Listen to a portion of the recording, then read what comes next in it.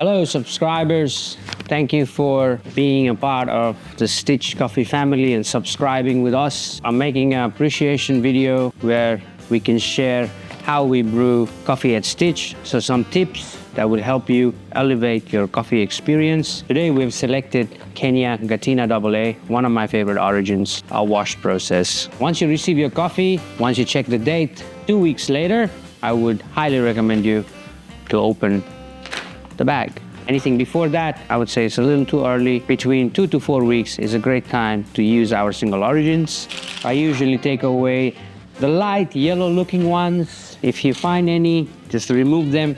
They are what you call Quaker, which is immature coffee beans that gets in the whole batch of roasting. So once you get rid of the yellow little tiny ones, we are ready to go to the next step, which is selecting a grind size. Now for the grind size, guys, we've worked very hard over the years to make a grind size chart that's up on our website that you can use as your reference to select the grind size. How much coffee do you use? Now, if I'm using a 2-cup brewer, 15 to 20 grams.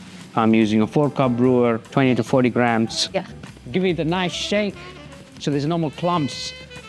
Yes. I like to keep my brew methods very simple as it makes things super easy to do. Another tip is remove the silver skin after you grind the coffee.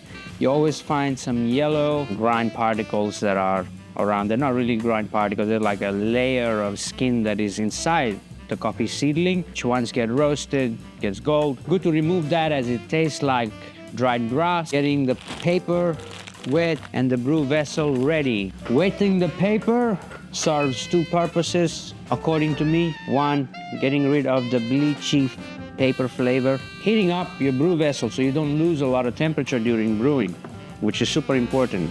Once that's done, we are ready to set up our coffee bed. I'm going to be using 15 grams of coffee, a nice gentle shake to level the bed. Nothing too hard because you don't want the fine to travel to the bottom.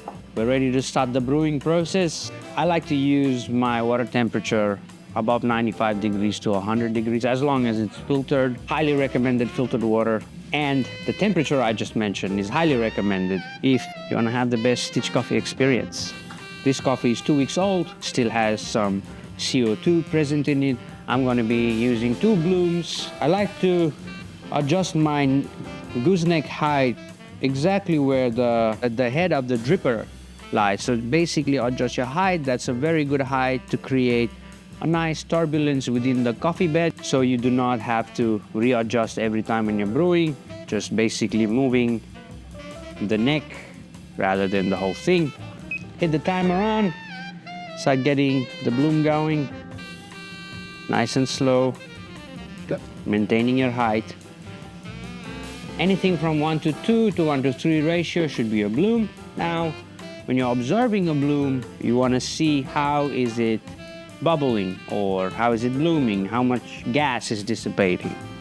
In case of a lot of gas is dissipating, I like to use multiple blooms. When the gas is not dissipating or it has already hit the prime age, which is like 3 to 4 weeks, you're not gonna see a lot of gas coming out. So you can finish your bloom in one pour. After 40 seconds and everything is dripped out, the next step, where I will add water up to 150 grams. So adjust your height and have a steady pour.